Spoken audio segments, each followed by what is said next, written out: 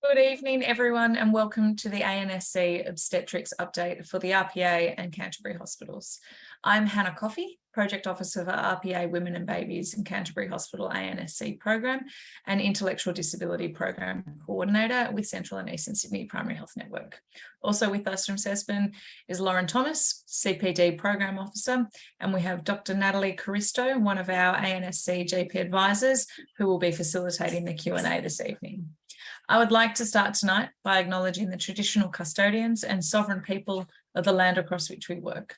I recognise their continuing connection to land, water and community and pay respect to elders past, present and emerging. I also extend that respect to any Aboriginal colleagues who may be joining us tonight. At the end of the webinar, an evaluation survey will pop up on your screens and a follow-up email will be sent tomorrow. We appreciate your feedback. Please complete this to allow us to issue certificates of attendance and to log the RACGP activity. Tonight's event has been RACGP accredited for 1.5 hours of education activity. We will submit your CPD activity hours that you've completed with RACGP on your behalf. 3 ANSC points will also be allocated for this activity. Throughout the session, please ensure that you submit your questions to the speakers in the Q&A function throughout the presentation. To view this box, hover over the toolbar at the bottom of your screen. I'm just going to run through a few additional slides of current programs and projects at the PHN. IARDST, the initial assessment and referral decision support tool, matches mental health patients with care. It's an online tool and free training for allied mental health professionals, practice nurses and GPs and GP registrars is currently available. Have a look on the PHN website or have a look at the via the QR code. GPs are paid $300 upon completion of training and RACGP CPD hours are also on offer. Healthy Aging Hubs, these provide practical service support and guidance. There's the Sutherland Shire Hub down in Gymea, which is currently open, and the Inner West Hub in Newtown is scheduled to open in late March. The referral pathway is available online.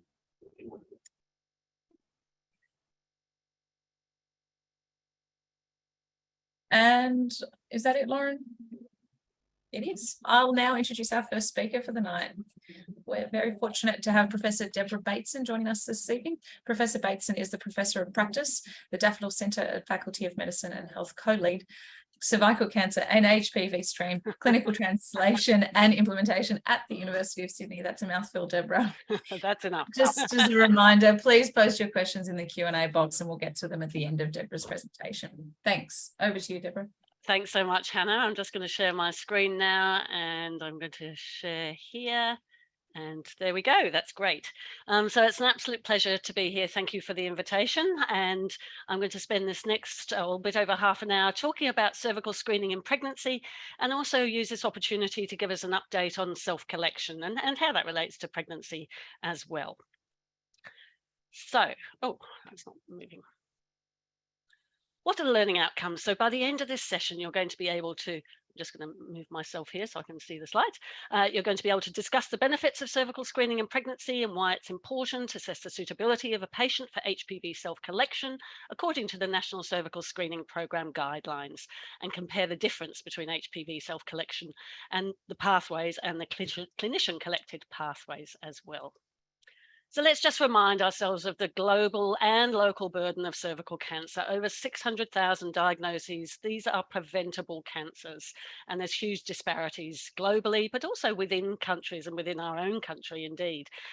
So in Australia, it's the 14th most common cancer, and there's still around about 900 too many new diagnoses and around about 200 too many deaths. We know that the mortality rate is almost 4 times higher for Aboriginal and Torres Strait Islander women. We've now got the tools and the technology to eliminate a cancer. It's amazing. So WHO announced in 2020 that we need to reach these targets by 2030. This is every country to put us on track to actually eliminating this cervical cancer in 100 years everywhere across the globe. And we're on track, in fact, to eliminate this cancer first in the world by 2028 to 2035. But of course, we've got to do this equitably, and we need to make sure that we're not leaving anyone behind. So, as I mentioned, we're on track, and this is because of our successful vaccine program. We've now got, obviously our cervical screening program changed from 2-yearly Pap smears to 5-yearly HPV tests at the end of 2017. We've got a register, and that's changed as well recently, because now, of course, it invites, not just sending reminders and recalls, it actually invites people into the program when they're due, and also sends those reminders as well. But the key thing was when we transitioned from Pap smears to HPV screening, it opened up the possibility of self-collection of a vaginal specimen without the need for a speculum examination. Now, you'll remember that when it first came in, it was restricted just to underscreened people who were or never screened. You had to be over 30 or more and more than 2 years late for screening to be eligible. And in fact, very few eligible people actually took up this opportunity. There was low awareness, there was hesitancy around it. There were very few labs actually providing this service. So this has all changed, which is good. But let's just look at what our current screening participation rate is. It is going up actually, and that's because of the increased screening interval. But at the moment, the participation is around about 62%. But the key thing is that almost 75%, almost 3/4 of those diagnosed with invasive cancer under or never screened. And who are these groups? Well, I've mentioned about Aboriginal and Torres Strait Islander women and that disparity in mortality. It's women from cold backgrounds like Aaliyah here, the LGBTIQ community. We know that, again, there can be barriers. We've got a fantastic checkout clinic here with tailored screening opportunities, again, with ACOM, which is great. People living with disability, that's physical and intellectual disabilities. And we've got a fantastic project actually starting called Screen Equal to see how we can improve screening for this group. People with a history of sexual violence, with vaginismus, pelvic pain, women for whom, a speculum examination is just a barrier too far, really, to having, a screening test. And of course, people with previous negative screening experiences. But the good thing is that we've now had this massive policy change. We've opened up self-collection to anyone who's eligible for screening, and it has the potential to overcome, not all, but some of these screening barriers. And this includes, it's not, pregnancy isn't a barrier in screening, but this includes obviously to women who are pregnant, and we'll have a look at that in detail, because cervical screening, and obviously you're all in opportune places to opportunistically offer screening in pregnancy. It's an opportunity not to be missed. We know that sometimes, this can be the first time that a woman may actually even be interacting with the health system and be offered a screening test. So in the guidelines, we talk about routine antenatal and postpartum care, including a cervical screening review. So it's good to make sure that's incorporated in your care. And what we know is that screening is safe anytime during pregnancy, provided the correct sampling equipment is used. And I'm sure you're all familiar with the fact that you're using that soft broom, you're not using a citer brush in pregnancy. And the main reason, it's not because it's dangerous, but it can cause bleeding. Obviously, there's a lot of estrogen in pregnancy, and there can be that easy tendency to bleeding. And we know, as I say, it's not dangerous, but it can cause some distress. But of course, we are very used to self-collection in pregnancy. Think about group B strep sampling, for instance. So it is something that we and women are familiar with. Anyone due for screening during pregnancy can, in fact, be offered the option of self-collection of a vaginal swab for HPV testing, as well as, if it's their choice, a clinician collected sample. We also talk about the small risk of bleeding with self-collection, but this is very small indeed. So, just to sort of recap on some of the guidelines, and we're going to go through the intermediate risk result and go through the whole pathways.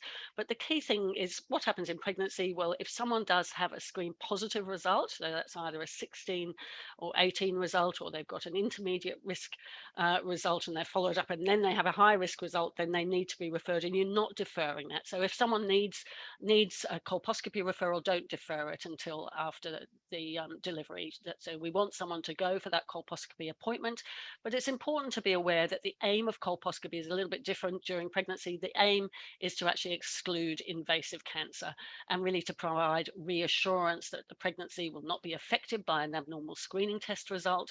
But obviously, if invasive cancer is found or suspected, then someone does need to be seeking, will be referred for that expert care, of course. But for the most part, it's excluding invasive cancer, and in fact, cervical biopsies are almost always unnecessary unless that invasive disease is suspected. So I think it's important to be able to explain what can happen afterwards, and it is a very appropriate time to do screening. What about follow-up afterwards? If someone, does go for colposcopy, they're reassured that there isn't invasive disease. So what happens later? Well, postpartum follow-up assessment is, of course, important, and it shouldn't occur yes, more than 6 weeks. It shouldn't occur less than 6 weeks, because we know that just can be a very difficult assessment. And we would say generally, for that postpartum assessment, you do want someone who's quite experienced, and luckily we've got the Chris O'Brien Lifehouse, we've got very experienced people nearby to be able to provide this expert care. It's a complicated, it can be, it's just a more complex procedure, I suppose, in that immediate postpartum period as well. And preferably at 3 months, you're going to weigh that up obviously with your patient, because that's going to reduce the risk of unsatisfactory cytology interpretation details. Now, certainly if someone's breastfeeding, it's a little bit like a postmenopausal state, and we know, we know that actually, that first of all, that speculum exam, but particularly a colposcopy exam, can first of all be very uncomfortable, but there can also be, again, that difficulty of interpretation, and there can be also challenges with potential for false positives, actually, if someone hasn't received estrogen. So it is good practice if someone's breastfeeding, not otherwise, but if they're breastfeeding, they've got those low estrogen levels, then do actually offer intravaginal estrogen. It can be the cream, it can be the pessary, and the advice is actually that should occur daily for 2 weeks, stopping approximately 3 days before treatment. That's so it doesn't get in the way of the interpretation. So that's important information. So what I want to change to now, though, is just to bring us up to speed with what's happened since July the 1st, 2022, because it was way back actually in 2021 that MSAC actually handed down recommendations to the minister. It was then Greg Hunt, following a review of the evidence. There was an economic evaluation and, importantly, public consultation about this universal shift. And it was accepted by the minister, and he announced these landmark changes to improve access. And it's all based on offering women more control and choice, and it's aimed at everyone, bringing everyone into the program. But the key thing, of course, is we really are wanting this self-collection to particularly bring in those women who otherwise are not being screened for a variety of reasons that we've mentioned. There was a lot to just implementing universal self-collection, not just handing out a swab. So we've had to update the guidelines. There's a partial update to the guidelines now. I hope you all know where to find them. They're on the Cancer Council website. Really excellent. But we're also just starting a new update now. I'm going to be making them much easier to navigate. You'll be pleased to know, particularly with a lot of GP input and nurse input, because we know they can be a bit challenging. There's lots of training, of course, including tonight. There's been changes to the register, the path labs, and I'll explain that a little bit. It's really important, that you do document on the pathology lab form that this is a self-collected swab, because that does influence the recommendations. And of course, there's also lots of resources for consumers, for participants, including co-design resources. They're in 11 different languages and 6 different Aboriginal and Torres Strait languages, and easy read for people with disability as well. So do go to there's a GP toolkit on the National Cervical Screening Program website, which is really fantastic. So just let's go through some of the basics with it. So HPV testing using self-collected samples is as accurate as HPV testing using clinician-collected samples. Now, you may think, well, why didn't we know that earlier? So I just want to say that when the program was rolled out, and it was initially just for under-screened people, we actually didn't have the most up-to-date evidence. That's the paper at the bottom, which came out in the middle of 2018. This was an updated meta-analysis. That means it's looked at all the studies in all the world and found that there was equivalent accuracy for detection of HPV and the prediction, that detection of CIN, cervical intraepithelial neoplasia 2 or more. And this is because in the earlier studies, they used old-fashioned tests that we don't use anymore, so signal amplification tests, but now this was based on PCR testing. And all the testing we do now uses PCR tests, so as accurate. And that's just really important because we know that perhaps some people did feel some, a lack of confidence in the accuracy. We know it's highly acceptable to screening participants and practitioners, and it can overcome some of those barriers. There's some great studies being done with Aboriginal women who talk about it being empowering and giving them that sense of autonomy. And of course, it means that male practitioners can participate in screening. If someone's offering self-collection, though, they do need to have a pathway to ensure that there can be a cytology test done, and I'll talk about that. These are some of the excellent resources.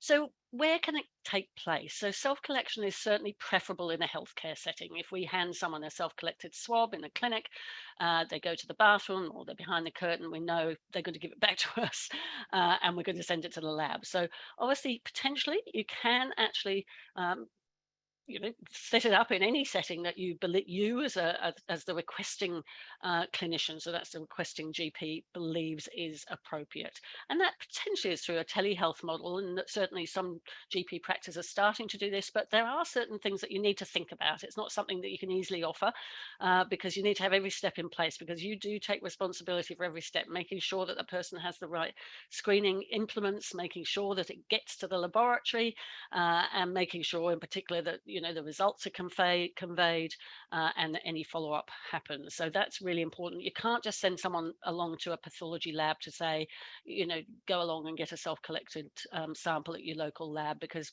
most of them don't actually offer it. If you had special arrangements in place with that lab, then potentially you could do it. Interestingly, I have to say, some nurses I've been talking to, they're very excited about the idea of going to a group home. They're working with people with disability and being able to facilitate self-collection in that setting. So again, as long as all those checks and balances are in place, that's great. And just to say that, we do know that for people in very remote areas, they can send them by post. They are very stable at high and low temperatures for up to a month prior to analysis. It does depend a little bit on the swab type, so you need to just make sure with your local lab. So I've talked about the full responsibility.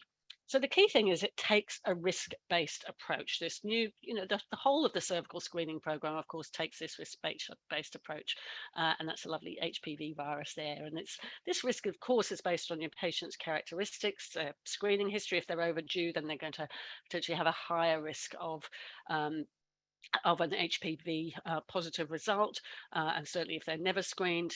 Obviously, today's clinical findings that you'll find, but basically we're stratifying our HPV test results into two main groups. So they're either oncogenic HPV 16, 18 positive, and if you remember, 16 and 18 are the types of HPV which are less likely to clear by themselves, more likely to go on and form invasive cancer, and they actually are responsible for the majority of cancers actually in the world. Then there's the not 16, 18 type. That's another 14 types. They also can cause cervical cancer, but they are on the whole more likely to regress, less likely to progress. They come as a pooled result. So we also have to work out how we're going to treat them. And generally, well I'll be informing you. I'm sure you all know that we generally put people under surveillance, but there's a little bit more to it with self-collection, which I'll tell you about. Now, the majority of people have a negative self-collected cervical screening test, as they would a clinician-collected cervical screening test. 90% of people coming for routine screening will have a negative test and can be reassured that it's safe to have a repeat screen, either clinician or self-collected, in another 5 years. Unsatisfactory tests, HPV, very rare. Usually it's because actually that person perhaps hasn't put it in the vagina for a variety of reasons. You need a lot of blood to inhibit an HPV test. So if someone's having a bit of bleeding with a period, for instance, you wouldn't defer if this was a good opportunity to offer it. So it would be very rare. So what is the self-collection path? Well, as I mentioned, if there's no oncogenic HPV, this is a low risk result. And we don't say no risk because it's a screening program, but it is a very low risk. And we do know that it's very safe to repeat that CST in 5 years. If there's 16 or 18 detected, then that's a higher risk result. And if someone's got a self-collected test, then you can refer them directly for colposcopy with a cervical sample collected at that colposcopy visit for the liquid-based cytology. And that's important because that's going to inform the colposcopy. Now, of course, if you've got a clinician-collected sample, then what happens with that? It's taken from the cervix. So the lab, if it turns up to be a positive 16/18 result, they can automatically do a reflex liquid-based cytology, and that cytology result will go to the colposcopist as well. And this is expected in around about 2%, but you can refer straight on. Now, if it's HPV 16, not 16/18 rather, then we haven't got a risk. All we know is that there's positive for not 16/18 HPV, but the risk is not determined until we've had a cytology test. So that person has to come back to you, and with someone in your practice, but in a timely manner, and as soon as possible is good. And you can use your recall systems, of course, to make sure they do come back, because they need to come back to you for a clinician collected cervical sample with a speculum for cytology. And you're just taking a cytology test then, and you're labeling that. You're not doing an HPV test again. And this is expected in around about 6% overall of those coming in for routine screening. Now, it's probably higher, well, we know it's higher rather, in young women, so even up to about 17%, but in older women in their 50s, for instance, so 60s, it's going to be much less, around about 2%, but 6% overall. So we want people to come back as soon as they can, and those, practice systems are there to help you out. And I won't go through this, as a bit bamboozling, but these are the flow charts, which just take you through. So they've been updated to incorporate self-collection and clinician collection, and what happens if they're negative green, what happens if they're intermediate risk because they've got the not 16/18, and we're going to look at this in some detail, or 16/18, and again, if they're unsatisfactory, what do you do in that situation? So the other thing we recognize with self-collection is because we are likely to attract, which is a good thing, people who won't have had cervical screening for a long time because of some of those barriers we talked about. And they say it is someone with a disability, say it is someone with FGM, for instance, and they may require additional and individualized support to progress along the clinical pathway, particularly, of course, if they've if they've got a not 16, they need to come back, and then particularly if they need to be referred for colposcopy. And they may need additional support in accessing those follow-up services. So we've got that same continuity of care, and again, luckily for all of you, you can get in touch with Chris O'Brien Lifehouse, for instance, and let them know that you've got someone who's coming in with a disability, for instance, someone who needs that extra support. Because we know we do sometimes lose people at that point, and that's a terrible thing. So reassurance and explanation about the follow-up. You may need extra appointments or longer appointments, and that liaison as well. So who's eligible for self-collection? Well, anyone eligible for screening age 25 to 74, and that, as I've mentioned, is any time during pregnancy. You can also do self-collection anywhere in the pathway where there's just an HPV test required. In other words, you don't need cytology immediately. So it can, cytology may be needed, but you can do it, for instance, if someone's coming back for follow-up, because they're in the intermediate risk pathway, they can come back 12 months later. We'll look at this pathway, and they can again be offered a self-collected test. So that's important. And then there's just some other areas there as well. So certain situations after a total hysterectomy. But the more importantly is who can't have a self-collected test, who's not eligible. Well, it's anyone requiring a co-test. And if you remember, what's a co-test? Well, we order a co-test when we're concerned that someone may have a higher risk of disease, and we want to be really sure that they haven't. Because what the co-test is where you ask the lab, you order a co-test, and what they do is, rather than just doing HPV test with reflex liquid-based cytology, as in a clinician-collected screening test, what we're asking for is the lab on that sample does an HPV test plus a cytology test at the same time. It's not reflex, it's at the same time. And so you can't do that on a self-collected sample, because the self-collected sample can only be tested for HPV and not for cytology. So who needs a co-test? Anyone with symptoms suggestive of cervical cancer. Postcoital bleeding is a big one, of course. Anyone undergoing test of cure after they've been treated for a high-grade lesion. So they need to have at least 2 totally negative co-test to be discharged back to routine screening. Anyone treated for a glandular abnormality, in fact, they carry on at the moment having co-tests annually indefinitely. Anyone exposed to diethyl bistro in utero, we're seeing far fewer of these women, and anyone who's after a total hysterectomy with a history of high grade, again, they need a co-test. So that's who can't do them. So how do we support informed choice? Well, we need to provide information about the pros and the cons of self and clinician collection. It's taken from the vagina. As I've mentioned, we can't detect any cell changes, and we need to discuss about that likelihood of what will happen. The 2% of people having 1618, 6% may have the not 1618. So people can make that informed choice. And of course, you need all that step-by-step guidance about how to collect the sample, how the results are received.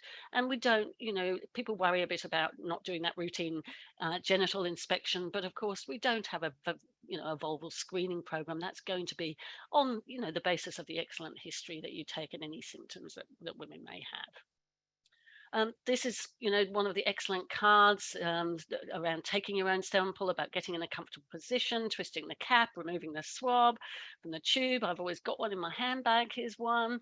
Gently insert the swab a few centimeters, rotate it gently, just around about 10 seconds, and remove it and place back in the tube and screw the cap back on.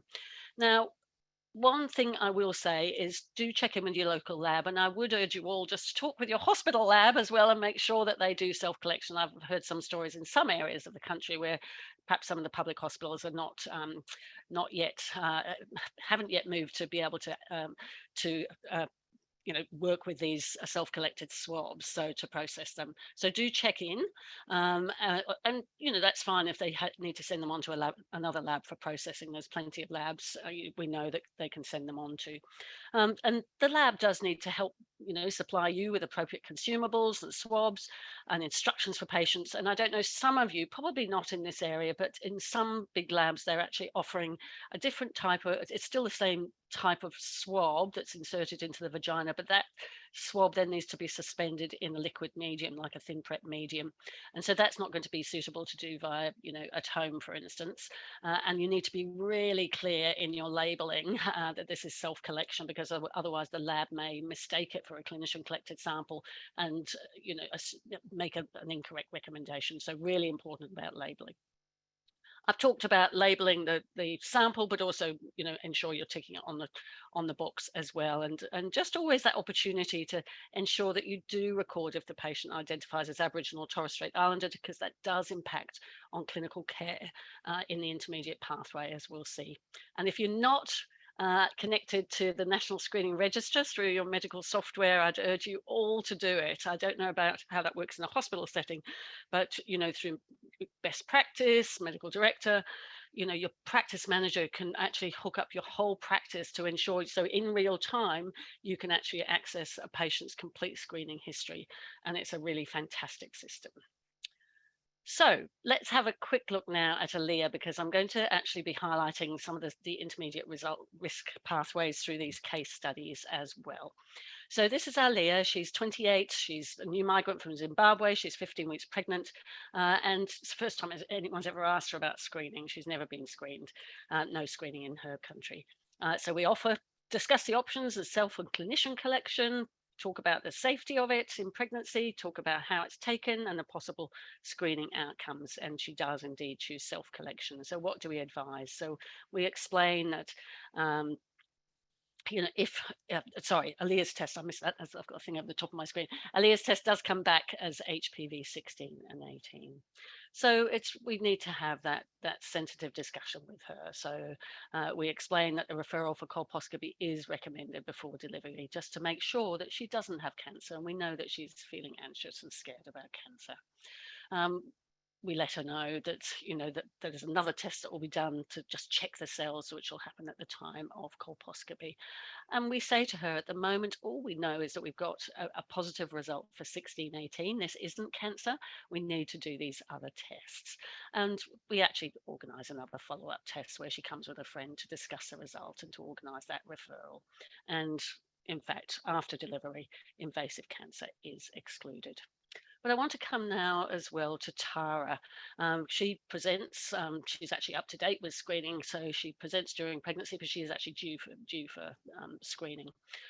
We ask, and we don't make any assumptions. She's a new patient to us. She doesn't identify as Aboriginal or Torres Strait Islander, and she did have a negative clinician collected screening test for HPV test 5 years ago.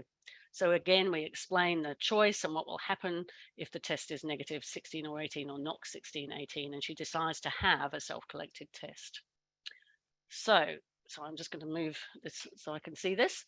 Move my thing from up here, which is hiding my slides, which is annoying. So Tara's self-collected CST comes back as HPV not 16, 18. So what do we advise? Well, we recall Tara for a clinician collected LBC, as you know, because we've got to determine her risk category. So her test result comes back. So she comes back, just within a couple of weeks, which is great. And her test result is possible low-grade change. So that puts Tara in an intermediate risk category. So what we know is if that had come back with a high grade change, then we would have needed to refer her for colposcopy. But if it's negative or possible or actually low grade, then she's in an intermediate risk category. And we explain that as she's got an intermediate risk CST, what we can safely say is she can have a follow-up. We don't need to organize immediate colposcopy. Mostly it will clear by itself. And we recommend another HPV test, which can be clinician or self-collected in 12 months. So Tara, your test shows you don't have one of the main cancer-causing types, but it is positive for one of the other types, which could rarely lead to cancer many years from now. It's generally about 10 to 15 years. In almost all cases, the body's immune system will clear the virus by 24 months, but often within 12 months. And to check if this happened or not, we're going to follow you up in a year from now with another test.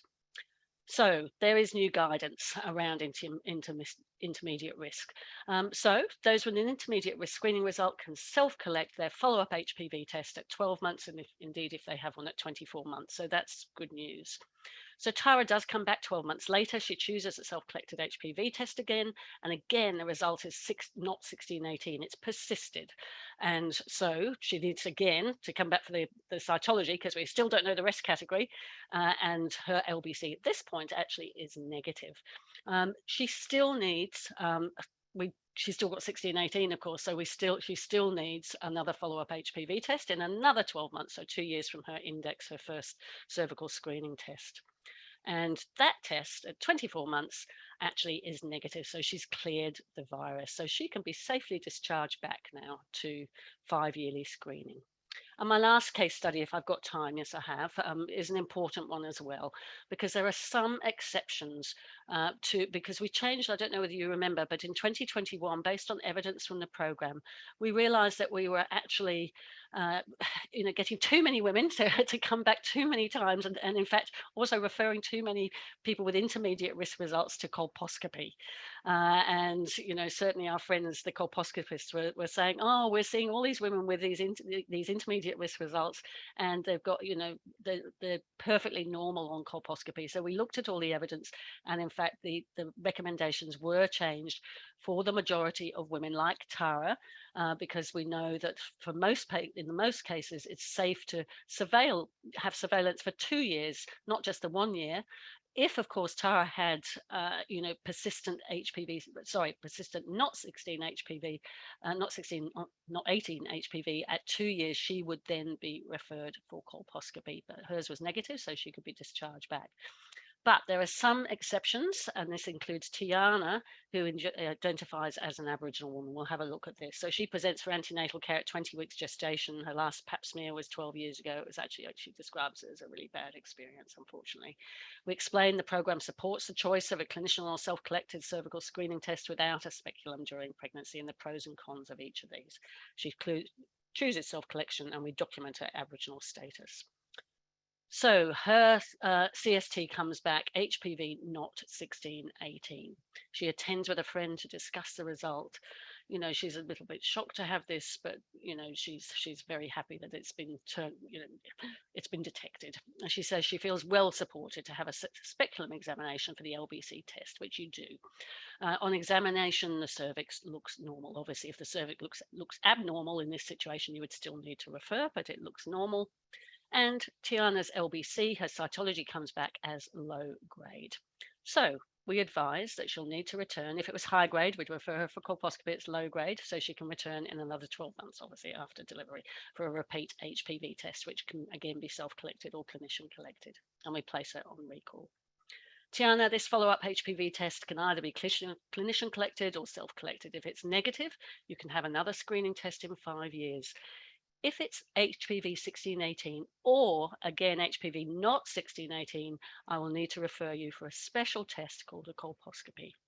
So why is this? Well, this is because there are some groups, the following groups, which I'll tell you about, who are considered to still to be at higher risk of underlying high-grade lesion with a persistent HPV not 1618 result at 12 months, even if the cytology comes back, which it has done, low grade or possible low grade or negative. And these women are those identify as Aboriginal or Torres Strait Islander because we know that they've got a higher risk of cervical cancer. Those who are age 50 or more, and that's because sometimes, of course, with postmenopausal women, the transformation zone is way up in the cervical canal, so we can't, we may miss something, of course. So we're taking a precautionary approach, and also people who are two or more years late for their initial index cervical screening test that happened previously. So Tiana's test, she chooses self-collection, and her 12-month follow-up is again not 16, HPV not 1618. And she returns again with her friend to discuss the result, and we explain that colposcopy for referral is recommended at this point and what will happen during the procedure. And again, the cytology can be taken at that visit. We refer Tiana to the local public colposcopy service, and they've got an Aboriginal liaison officer to ensure that continuity of care. And you receive a specialist letter 3 months later advising that the cytology and the colposcopy were negative. So that's very good news. We've still got to make sure that HPV clears, of course. So she still does need a repeat HPV test in 12 months, which you explain. So this again is just to look at the intermediate risk pathway. I won't go through it in detail. I want to have time for questions, but it's just being aware that there are, most people, the majority of people who come from for screening will be able, if they continue to have persistent not 1618, they can come back for surveillance at 12 months and then again at 24 months. But if they fall into one of those other groups and they have persistent HPV 1618 at 12 months, then they're referred for colposcopy. So just to sum up, pregnancy is an opportune time to offer cervical screening, not to be missed. And it can be clinician or self-collected. We explain the options, the pros and cons to support informed choice. We know, of course, you can't carry out a cytology test on a self-collected sample. And people choosing self-collection may need that additional support to progress along the pathway. And it does indeed. We hope it saves lives. So thank you for that. This is just some websites, and I'm sure these can be shared with you afterwards. So I've talked about the toolkit, that's really important. And, there's obviously the guidelines as well. And I just wanted to highlight, perhaps you can take a quick, and we can send this around to you as well. We've involved with many wonderful colleagues around looking at self-collection. And we'd love you to, as GPs and nurses, practice managers, Aboriginal health workers, to come into this study. You could win a voucher, and it's just about sharing your experiences. It doesn't matter if you haven't even offered it. It's just taking part in a short survey about cervical screening and self-collection. So thank you for that. And I'm going to stop sharing my screen now.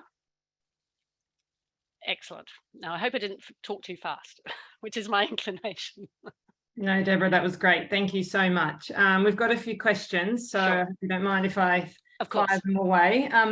A couple, so one, just you mentioned the pros and cons with regards to self-collection, clinician collection in pregnancy. That's more just an individual choice, rather than in terms of the actual test, it's like quality of the test itself. Is that right? Yeah, it's just obviously it's that individual choice, whether to have screening in pregnancy at all. Some people may prefer to defer, but it's obviously a good time. And then it's if someone is having a screening in pregnancy, then they can be offered that choice. choice of clinician or self-collection. So, and again, it's always a choice. So absolutely. Yeah. Yeah, great. And then just with that last point you made, someone asked to clarify, when you mentioned those higher risk groups who you would send for colposcopy after the second abnormal result, there was the Aboriginal and Torres Strait Islanders and the over 50, and I missed on the actual thing. That's all right. Yeah. So there's 50 and above, I think it is. Or is it over 50? I can't remember. I think it's 50 and above, but let's check. The other group is people who were overdue for screening at their first screening test. So if it's 12 months on, the first, sometimes we call it the index, the initial screening test, because the next test is the follow-up test. So that screening test 12 months ago.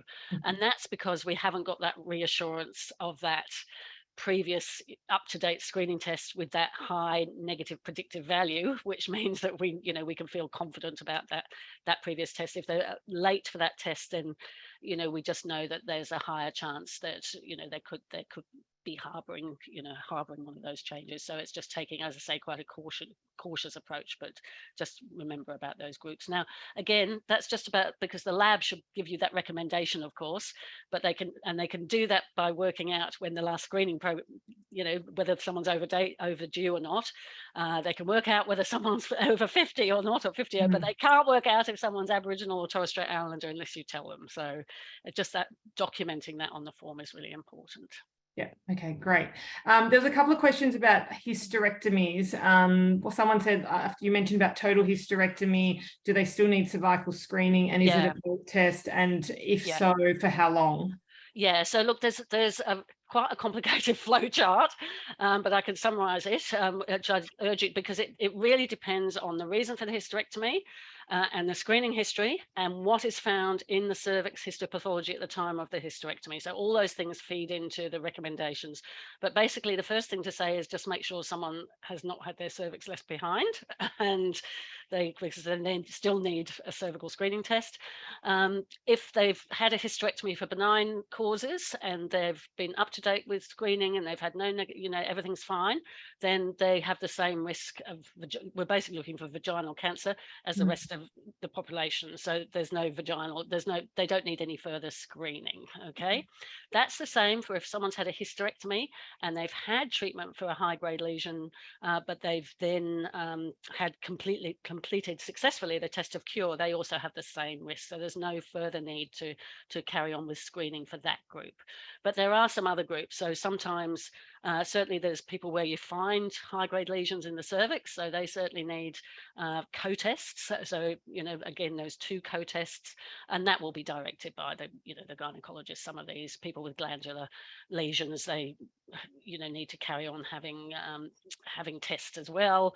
I think the group that I always remember, which is complicated, is people who've had a hysterectomy and they may not know what for, but in particular, they certainly don't know their screening history, perhaps sometimes, or may not have been screened. So for that group, we do say we should do an HPV test for them.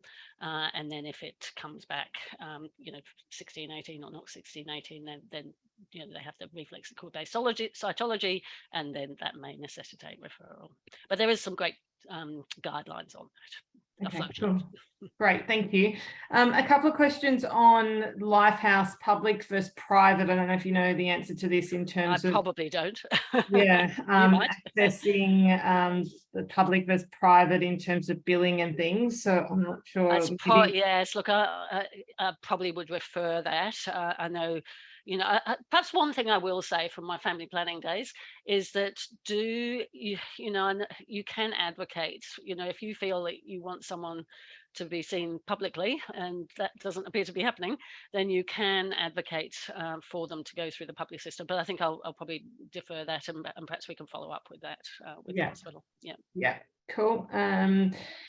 Someone asked in terms of if you wanted a cervical screening test after the age of 74, I assume you just don't get a Medicare rebate. Is that right? No, that's not entirely correct, but so the program is 70 to 74. It is, you have I hate the name of it, actually, it's an exit test. It's terrible.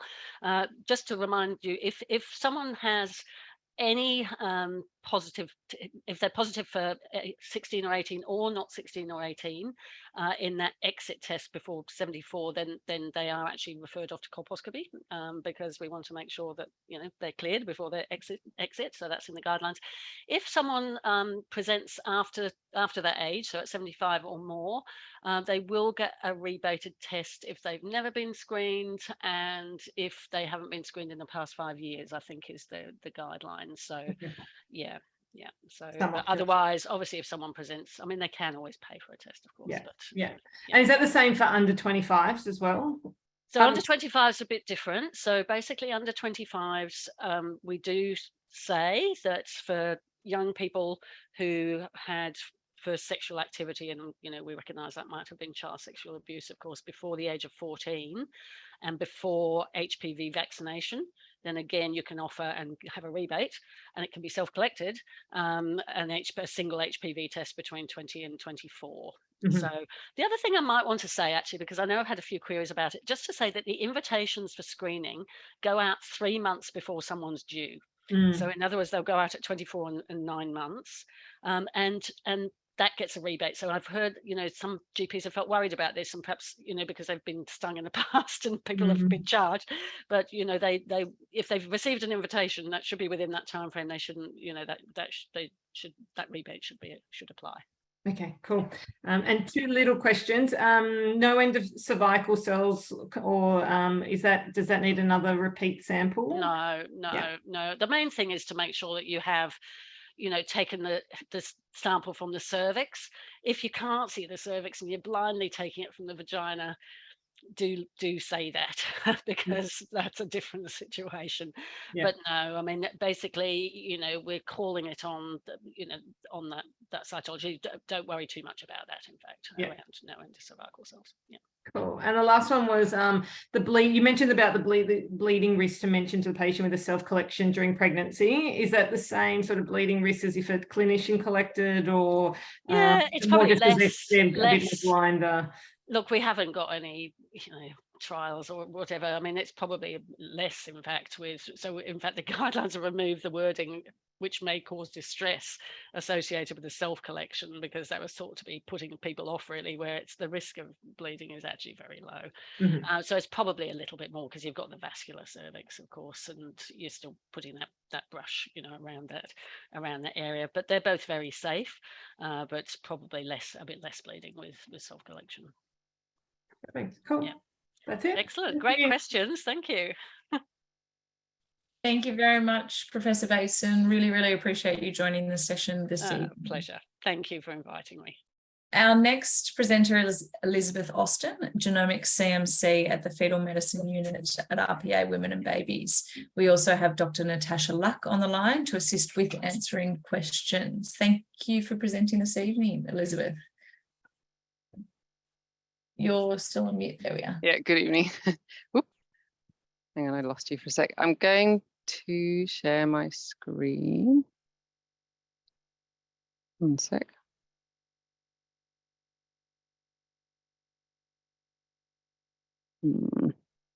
Coming up. Hang on a sec.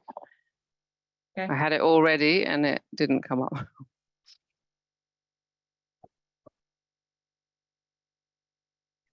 try again.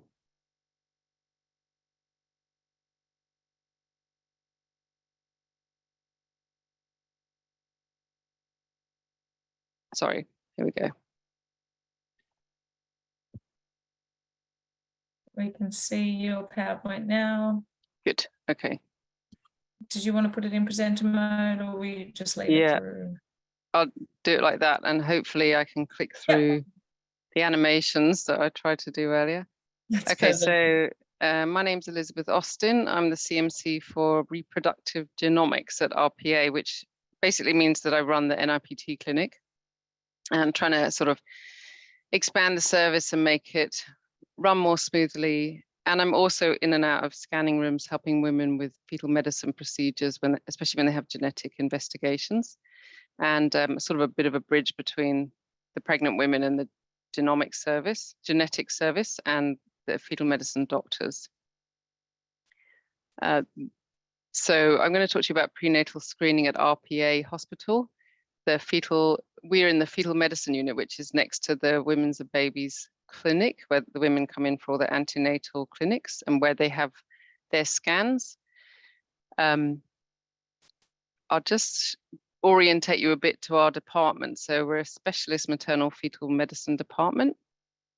We run a lot of scans every day. We have 8 scanning rooms in the hospital and 2 in a satellite department in the Charles Perkins Centre at the university just over the road.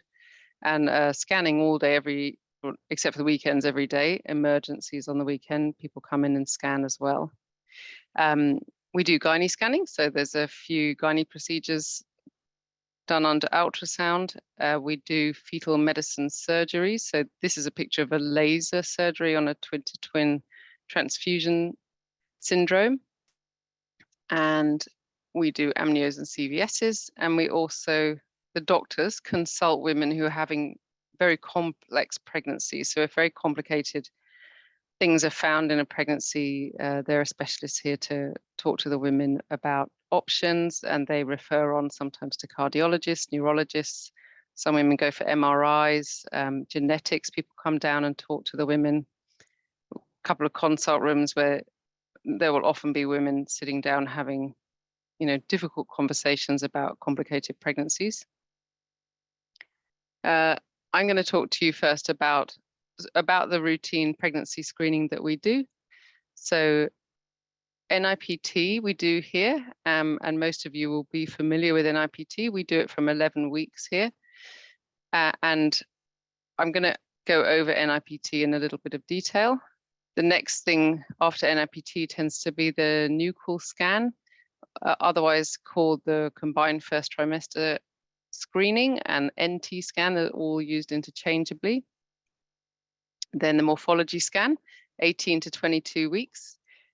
We also do some cervical screening there, but I'm not going to talk about that tonight. That's a preterm birth prevention screening. I just don't have time to talk about that tonight, so maybe they should organize talk about that another time for their doctors.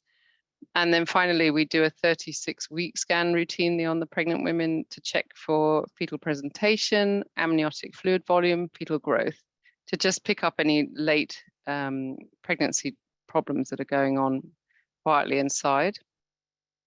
I'm going to go first of all into NIPT and then into the nuchal scanning. That's what I'm going to cover tonight. So first of all, NIPT. I hope this isn't too rudimentary for you. Hopefully this is all quite familiar, but I'm going to go over the basics just for a recap. The placenta gives off these cells with the apoptosis and remodeling and growth as the placenta grows. These little trophoblast cells come off the placenta, break down, and the woman has little broken fragments of DNA in her blood circulation. About 5 to 15% of all the cell-free floating DNA in her blood is fetal in origin when she's pregnant. And we can pick that up through this blood test and test it for aneuploidy. We run a clinic here 3 days a week. Not everyone knows that, so I thought I'd just put it there very obviously. The company we use is Natera. The reason we use this company is we were participating in a study, a huge study they were doing, and then we carried on with them because they gave a very reasonable price, and we think they have a good patented technology, which is this SNP technology. It's the only company that does that, and is particularly good with twin pregnancies, and it's very sensitive for all the aneuploidies as well. The cost to the patient is $350 Australian dollars. We can't get it for free, unfortunately, by any means. And we send this test off to America, so it does take about 10 days for the women. It's a bit longer than the ones in Australia. And of course, it's an optional test. Not everyone can afford it. And it's just, a lot of women want to know the gender of the baby, of course, but it is an excellent screening test for Down syndrome in particular. It's looking for aneuploidy, in particular trisomy 18, trisomy 21, trisomy 13. It looks at the sex chromosomes. And of course, women want to know the gender often, but it can pick up sex chromosome aneuploidy. And then we do one microdeletion here at the moment, which is the 22q11, which is the George syndrome. Because it's it's the most common of the microdeletions, and it's quite a significant syndrome if it's found, but it still has a high false positive rate for that particular test, that particular part of the test, and that's optional for the women to do that. So that's just an opt-in, as is knowing the gender, an opt-in. Another thing about the gender is if they find an unusual combination of sex chromosomes, they will report it, even if she has chosen not to know the sex of the baby. So Down syndrome is the most common one. Patau syndrome less, and Edwards syndrome less so. So the test is more accurate for Down syndrome than Patau's and Edwards. There's a slightly higher false positive rate with the Patau's and Edwards syndrome. And those babies tend to look very abnormal on scans as well, but not absolutely always. So it's still worth doing the test. They're the most common, they're the most common aneuploidies. So that's why they chose those ones to look for. Now, you may be aware that you can tick a box for a microdeletions panel, which has things like Angelman's and Crederschatt and other ones in there that I can't remember, but they we don't opt for that here at RPA because we had a discussion that they have a very low positive predictive value and they have high false positive and negative rate. And we think they cause quite a lot of problems if they come up positive. The 22q also has a high false positive rate, but on the other hand, can you deny women taking this test if it's on offer? Some people do it. It's a contentious thing. So be aware that if you do tick the extended panel, you might get a few false positives, but you may occasionally get a true positive. So it's up to you, but at the moment we are only doing the 22q deletion on the microdeletions. Problems with NIPT, so false positives and negatives, failed test and low fetal fraction. Often the failed test is because of the low fetal fraction. With Natera, it's less than 2.8%. Some companies, it's even lower than that, but they just can't get enough quality DNA to give a confident result any less than that. The reasons for false positives and false negatives and failed results, I'll just give you a minute to read that.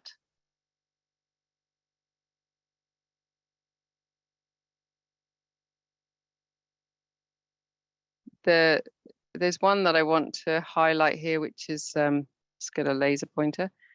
Maternal malignancy is an interesting one. So we had a case a couple of years ago where a woman had a false positive trisomy 21. They came back high risk. It was a negative amnio, and then later in the pregnancy, she developed a big malignancy in her chest. And I don't think she didn't survive. So that's an interesting one to bear in mind if you get a false positive. The failed results are most commonly because of BMI, high BMI. So if you have a woman who has excess weight, then try and encourage her to have the NIPT a little later, from 11 to 12 weeks, because the adipose tissue gives off lots of DNA and it reduces the fetal fraction. We had a woman recently who was quite heavy and she had 2 failed results. They just couldn't get a result on her. And we put it down to this reason. Amnio was fine. So red flags, so high risk results and failed or no results can indicate something going on chromosomally with the baby as well. So you're very welcome to refer them all into us. And I'll tell you how to refer a little bit later. What they would do if you refer, what would happen if you refer them in, we would get them to see a doctor, a maternal fetal medicine specialist. and probably they would be offered an amnio or a CVS, depending on how the scan looked. They would definitely scan her. We will also take referrals from tests done externally. So Harmony or whoever from outside, if you come up with a high-risk result, feel free to refer them in, because recently we had someone who the GP thought they couldn't refer because they'd had it done externally, but you certainly can. My phone number is there. I'm not someone to take everyday referrals, but I am there to field calls and questions from GPs who are concerned about a high-risk result. I'm trying to direct traffic to me. I've put my number up on Health Pathways, and I've got a little screenshot of that. Because the genetic team often get referrals for high-risk results, and it's not really getting into their side of things until we've seen them in fetal medicine. So please do feel free to contact me, and my number's on Health Pathways. And there's also the GP liaison midwife, and she can come down and tell me she's had a referral. And we're here every day. Me and Chauncey are here 5 days a week. Then we will get a genetics counsellor involved if things get more complicated genetically with the woman. So if they've had an NIPT, do they still need the nuchal scan? That's something occasionally we get some people confused in the community about it, that they don't get an NT scan if they've had a low-risk NIPT. But emphatically, we want them to have a scan as well. The reasons are because there's a lot of good things in that scan that also benefit the women's health. That's nothing to do with aneuploidy screening. So we call it the combined first trimester screening. This green triangle represents how prenatal care used to be, this being the beginning of the pregnancy on the floor. So we would see them very seldom in the early pregnancy, and increasingly as they went up and got further and further along, we would check them for preeclampsia.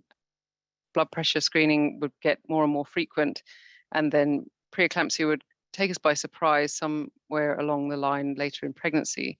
But the idea now is that we can check for preeclampsia way earlier down the bottom of the pyramid here. A huge amount of research has gone into the combined first trimester screening, a lot of it from the Fetal Medicine Foundation in London. About 30 years of research, starting with how you found, signs of Down syndrome in a baby on scan with the thick nuchal, and then how to find signs of preeclampsia before it starts, way down at the beginning of pregnancy. And as I mentioned earlier, at the morphology, we also do the cervix scan for preterm birth prevention. But again, that's outside of the scope of this talk to talk about that. So there's 3 things we check for. We do aneuploidy screening this way as well. We do the preeclampsia screening and fetal structural anomalies. So this little baby's got a spina bifida there. They don't have to have the chromosome, the aneuploidy part of that test, if they've had a low-risk NIPT, or they don't want to know. Not everyone would seek to do anything about it if their baby had a condition, so they occasionally ask not to have that done.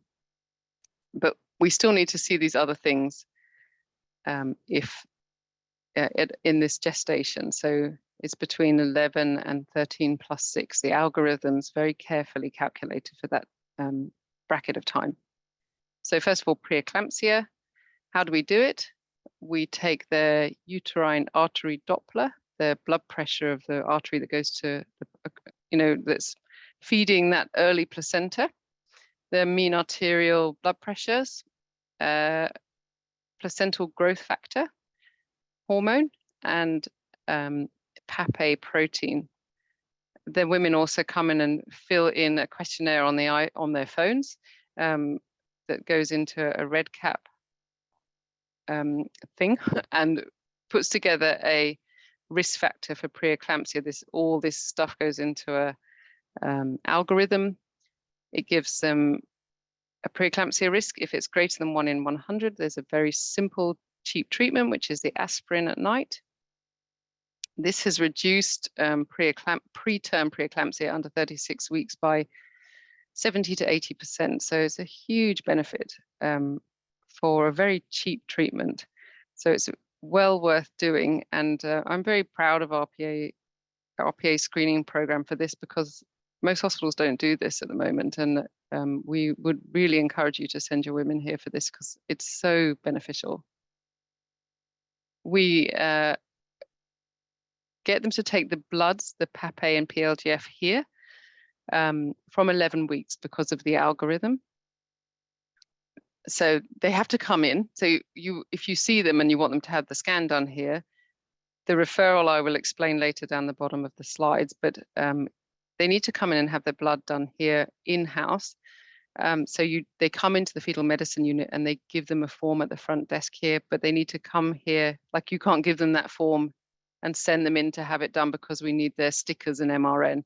If you have the stickers, by all means, write combined first trimester screening on a pathology form and they can come in and do it. But if they don't, then they have to come and get some stickers at the front desk. And we run regular quality controls on how those blood tests are run here. So it's very important that they're done here. If they have them done 3 days ahead, it's ready to go when they do the scan, and then they can generate the report quickly. They can tell them there and then if they're high risk for preeclampsia and get them onto aspirin. So it's beneficial. Occasionally they have to have it done on the same day and it delays that news. And we often do the NIPT at the same time. So if you've got a woman who wants both, send her in a few days ahead. It doesn't have to be done 3 days exactly. It could be done in the 11th week, and then she can have NT next week. And we can do the NIPT at the same time. The NIPT takes 10 days though, so it won't be back in time for her new call necessarily. A case study recently is a woman we had who had really quite severe preeclampsia. They couldn't control her blood pressure, and she had to be delivered last week at 32 weeks pregnant. And she didn't have this preeclampsia screening done with her nuchal. And she was a sort of prime example of what can happen. The aspirin may have stopped this happening, or it may have attenuated the disease and got her to go along a little further in her pregnancy. And she was pretty upset to find out that she could have had that done. Aneuploidy screening in the scan, how do we do that? We take the PAPA from the bloods, the maternal age, and the nuchal thickness. The nuchal thickness is this space at the back of the neck, and combine them to give risk for trisomy 21, 13, and 18. If they don't have NIPT, this is a very good screen for those aneuploidies. It's not as good as NIPT, but if they can't afford it or they don't want to do NIPT, this is what they should do. And then lastly, the other part of the scan is structural. Again, very important, because getting in as early as you can to find these, if there's a really severe structural anomaly, you know, some women will choose to have an early termination, and it's more humane than them finding out later in the pregnancy and getting into a lot of distress about that. This is an example of a very thick, well, a fairly thick nuchal. That space there is excess and would indicate a high risk scan. And then she would go down that same pathway that we taught with NIPT, where she would see a doctor, be offered a CVS or an amnio, and then have, you know, diagnostic testing that way. That baby's got an exomphalus. So these are the sorts of things we can see at these nuchals. And this baby's got anencephaly. So it hasn't grown a cranium, it's a neural tube defect. We had a woman again last week who was found to have an anencephalic baby on board at 20 weeks because she hadn't had a nuchal scan. So, you know, just imagine that's very traumatic to find that out halfway through your pregnancy. And if we can avoid that and have those scans done earlier in pregnancy to look at the baby structurally as well, we do pick things up, and it would really be beneficial and more humane if they knew earlier. And again, not everyone chooses to have a termination, but the reality is a lot of women do. And we just think it's more humane. They can have a surgical termination if it's before about 14 or 15 weeks, which is a lot, you know, less traumatic than a medical termination where they have to go through a labor really on the ward here. Now, how do you refer? If you go into health pathways and just type fetal in the top there, you will see these two things in the menu. So screening for fetal chromosome conditions, that's where you find information about everything I've been talking, some writing in there, and connections to other documents. And referrals are found here, the Preconception and Pregnancy Assessment Services, which is another term for fetal medicine. This is the term they decided was best for that, but it really, if you open it up, they're talking about fetal medicine. Some of the documents in the screening tab there have been lost. They've migrated to a new website design, and I'm helping out in the background to recover those. Under the Preconception and Pregnancy Assessment Service tab, you'll find this, and there's a referral form tab there. If you hit that, you'll find a referral form, and you may have a little pad of them in your rooms. I don't know, a little paper pad. We really need these to be filled in properly, and you probably have the same issue in your rooms where referrals have to be done properly in order for you, if you do bulk bill, to bill Medicare. In here, any special information about the woman, you can tick every scan that you want her to have through her pregnancy, and we can reuse this form. We need a way of contacting her, so we need her name, date of birth, and phone number at the very least. Email also helps. Then this bit's the bit that really helps us bill Medicare for their scan. So your name, your provider number, the date is important, and a signature. Now, because we're aware that people really struggle to get in touch with the fetal medicine department and feel that they can never get through, they fax things, they don't hear back. We've come up with a sort of bridging system to prioritize women having nucleus until we get the electronic referrals up and running here for fetal medicine, because you may be aware that you can e-refer to the clinics now, but not quite yet for fetal medicine. We're getting there. So this email address up here, if you do this for the women, you fill it in, get someone to scan it in for you, and email it to us, we will try and prioritize it. And that's our current plan to try and help with this problem of communication. So scan in an email, write in the information, in the subject of the email, NT scan, and we will try and prioritize that. Results for the NIPT.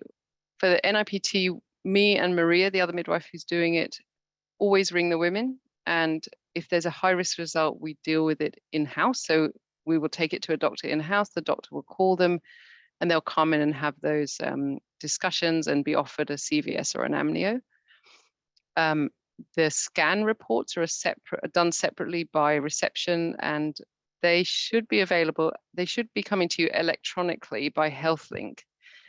Please feedback if you're struggling with that. And also the other thing to know is if we find anything high risk on the scans here, we should be dealing with that in-house and letting you know. So that should be written into the report. I spoke to Dr. Mogra today, who's the head of department, and she's going to check that that's very clear, that that's been, so that you feel that you don't have to wonder whether you ought to ring the woman or have we rung the woman. If we scan them and we find a problem, we should deal with it here, and we should let you know that. That's it. I hope. How long did I take? No, that was great. Thank you. We've got a few questions, if that's okay. Oh, it's only 50. Yeah, for sure. No, we said that would take time. So a couple of questions just with regard to the referrals. In terms of, is it only available for patients who are registered to then go on and deliver at RPA? Like, is it only for those women? Is it for women out of area, private women as well? Is there any restrictions on who can get scanned there? Not at the moment, no.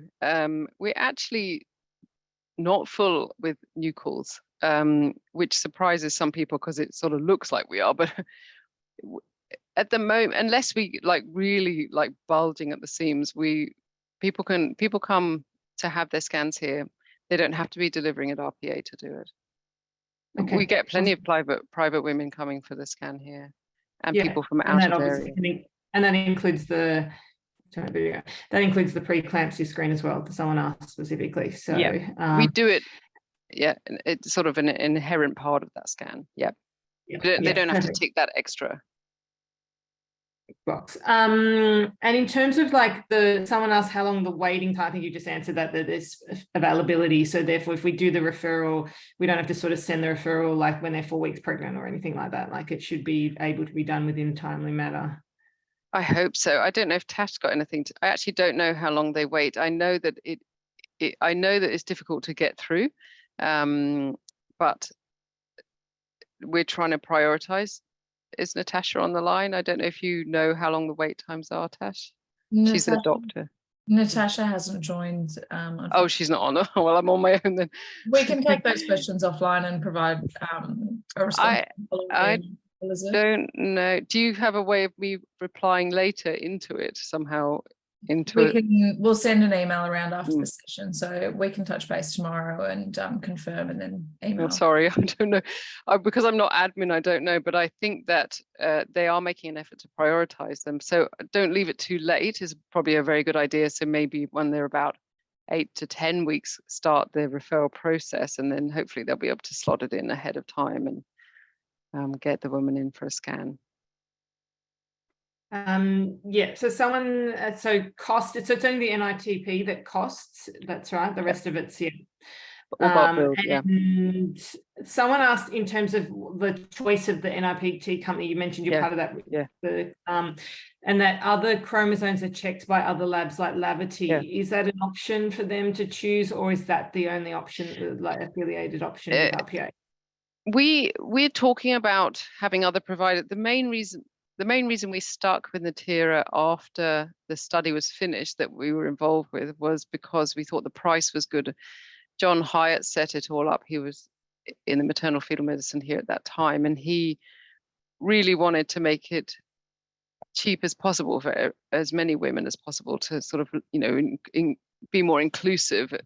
But that's as low as we could get it, and we've noticed that some companies are lowering it to that level anyway. So why can't we offer? We have to check the contract, so that may come in time that we offer more than one company, but really it was a real price point thing for us, so that it was the least expensive we could find for women. What was the rest of the question? I got rid of it. It was Lavity offered different so the rest of the chromosomes. Yeah, the rare autosomal trisomies. Natera don't do that. I saw it's a bit like the microdeletions. There's a lot of false positives. So regarding microdeletions, just even the 22q11, I spoke to one of the geneticists a couple of days ago about this, and she said there's actually only been one true positive in the whole of Australia, which is shocking. Like, I think, why are we doing it then? But the problem is the companies offer this stuff. So can we withhold it from the women? In fact, tomorrow we've got a woman coming in who's had a high-risk trisomy 14.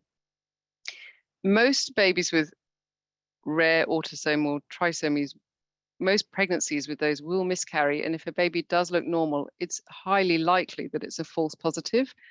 But there's now doubt around the pregnancy, and we have to offer invasive testing. But the more rare the syndrome, the more false positives you get, basically, because they use the population numbers in their algorithm in some sophisticated mathematical way that don't ask me to explain that, but they use that in their algorithm. So I know that the rarer they are, the less accurate they are.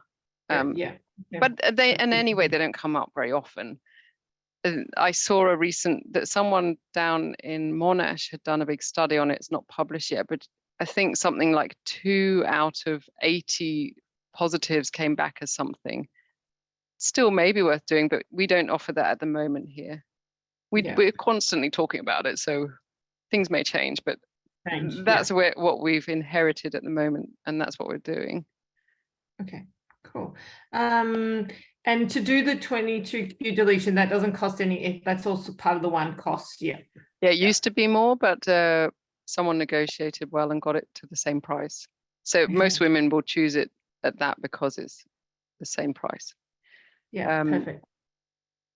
And someone asked, so I think this is what we were talking about earlier. So when they do, if a woman wants the NIPT, that it is always better to refer to the full combined first trimester screening plus the, rather than just the structural scan to do the sort of, Yes, we pretty much only do we sometimes leave out the aneuploidy screening if they've had a low risk NIPT,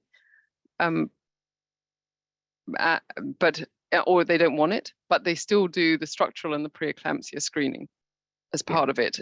Just refer for it and they can make the decision, they don't have to put that bit in. Yeah, but they should still get the bloods like the Pap A and that because obviously that's part of the preeclampsia. Yeah. Someone asked, should we offer the pre-test counselling for the NIPT, or would that be done at the through the fetal medicine? Yeah. I mean, one of the reasons why I think John Hyatt set this up was because he wanted to be able to offer proper pre-test counselling. So there's a midwife, I do it sometimes, and there's a midwife sort of under me who runs the clinic 3 days a week and does proper pre-test counselling. And then if it comes back high risk, we have to give them post-test counselling as well. But we have to talk about the 22q, that it can be false positives and so on. So no, you don't have to. If you send her in here for an NIPT, we'll do the counselling. Yeah. Okay, cool. Yeah. Unless we want them to do the bloods at the beginning before they've seen anyone, then in theory we could do the counselling. Yeah. You mean if you want to send them off to have a harmony test or something? No, I'm saying like if you do the blood test with the combined first trimester screening bloods at the beginning, so before they've seen anyone, I suppose we could do that. Yeah, but they just won't have the results still by the time they have their scan. Yeah. Yeah. How would you? Do you mean if you do it externally? No, like if we did the counselling in our rooms and just did it, and then so they did the NIPT and the first trimester screening blood tests all on the same day. I suppose at that point they wouldn't have met anybody at the unit. Is that right? Yeah. So when they come in, when we're doing those blood, if we do them together, we'll explain this one's for the scan and this one looks at this. Okay. And then we'll explain the NIPT. Counselling then. Yeah. Okay. Yeah.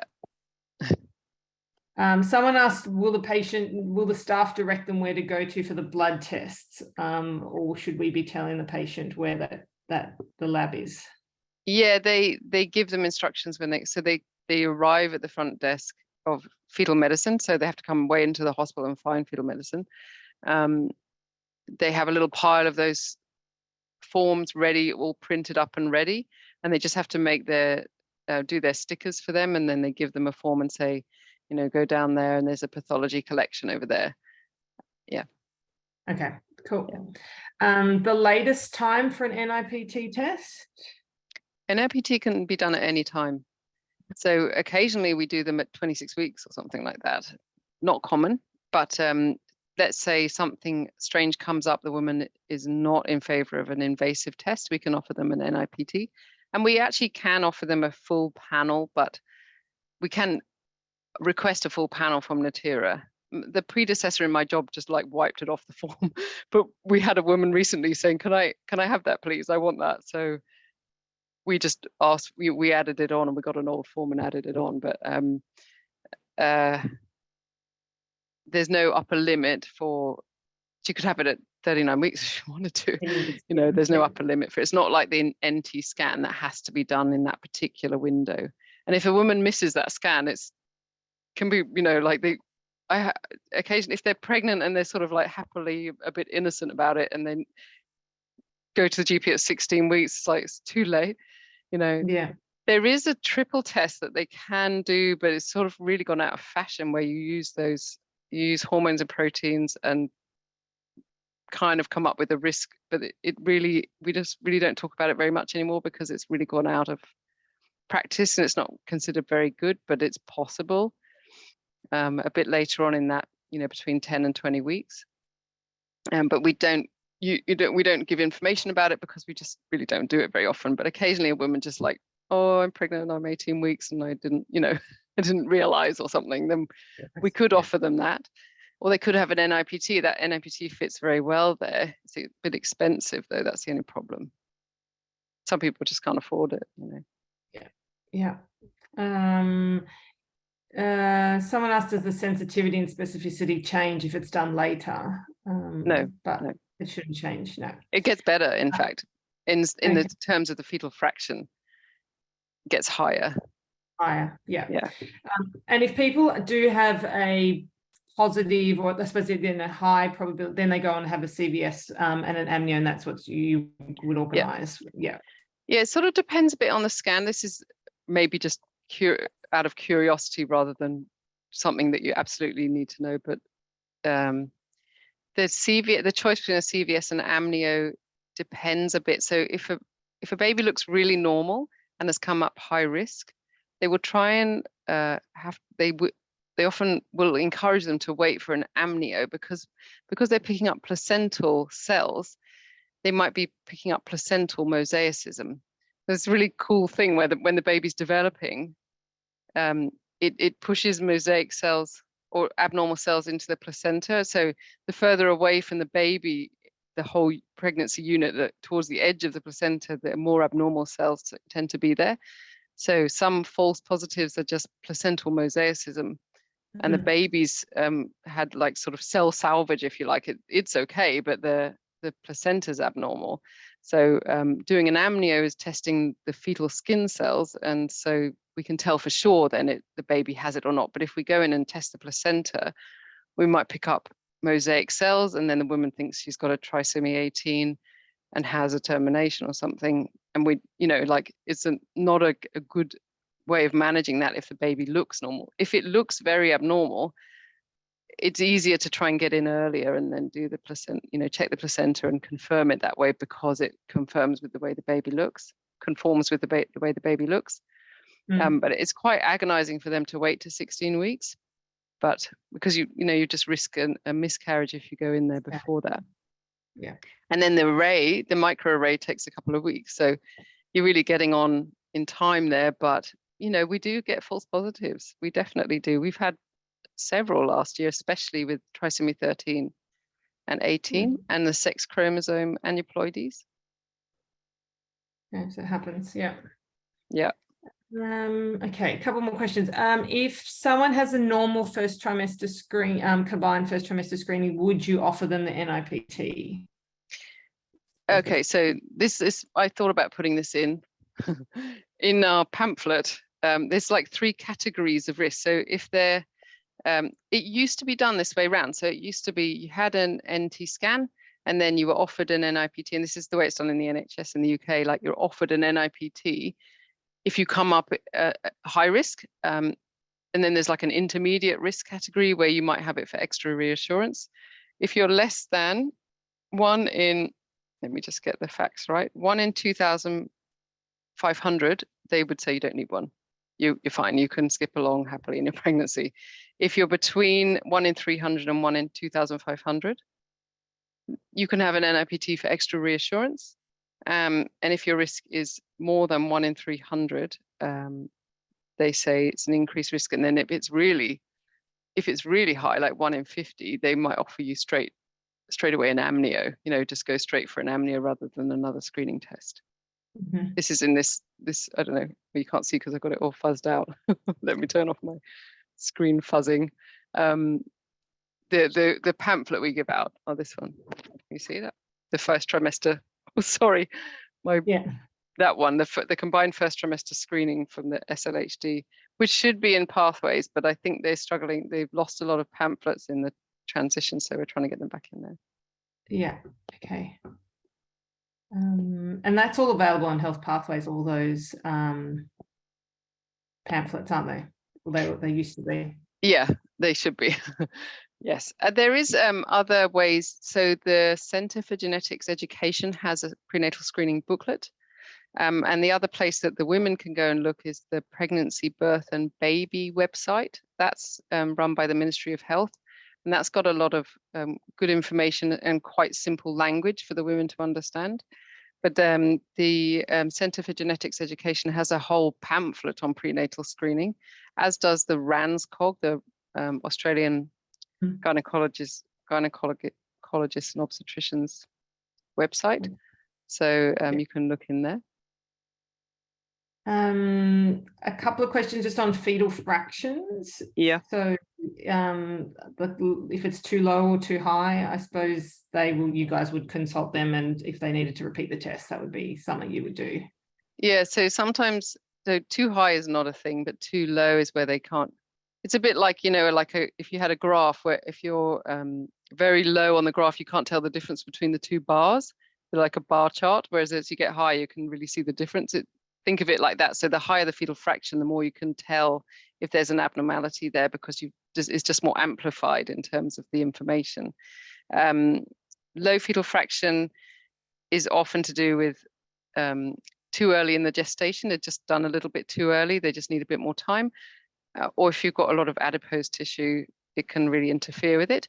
Or there could be something else going on. So a low fetal fraction can be associated with a chromosomal problem. Or the mum might have some sort of mosaicism that she's not aware of. They're finding all these like Turner syndrome women that can have babies and things, and they didn't realize, you know, with mosaic Turners, they're just finding all this weird information about people through these testing. So, you know, sometimes there's something going on with the mother. But yes, if there's a low fetal fraction, you can repeat the test at a later gestation, or you can, if that fails, you can refer in. So the woman has to sort of be, you know, discuss with her, do you want to repeat the test, or do you want to go in and maybe have an amnio or a CVS or whatever? Yeah. Can I just ask one more, Hannah, just in terms of the date, like would they ever change the dating scan on an NT? Would they change it compared to the early dating scan, which was thought to be more reliable? Would they ever change on a structural scan, the due date? Yes. So there's a certain windows of time with scanning where it's quite accurate to tell the gestation. As you get further along, there's more discrepancy in the size, and then it's ridiculous to change the date as you get further along because babies are different sizes. But they're quite uniform around this NT scan. And you know, the problem with the dating scan is you've got this little fuzzy, you know, fetus that's really tiny, and they, you know, like getting the calipers on the scan. If you know, if they're slightly off, you're measuring this tiny little thing. The NT is a bit more accurate because you've got a bit more of a grip on the baby. It's a bit more crystal clear. So yeah, they might change the dating on that. Cool. Thank you, Elizabeth and Natalie, for answering all of those questions. There are still a few and a few around the resources and access to health pathways. So we'll jot those down and include relevant resources and links, etc., in the follow-up email. If there's any other questions that we haven't had a chance to answer, we'll forward them through to Elizabeth and send out the information in that follow-up email. Elizabeth, there's also just a lovely comment here. Thank you for your presentation. One of the nicest we've ever seen, delivered very succinct. Oh, that's nice. Thank you. And at a perfect speed. So thank you. Oh. I want to thank you very much for joining this session this evening, and thank you to all attendees as well. Please remember to complete the online survey that will pop up in your web browser, and have a lovely evening. We'll see you online again soon. Thank you, everyone. Thank you. Thank you. Thanks, Natalie. Thanks, Elizabeth.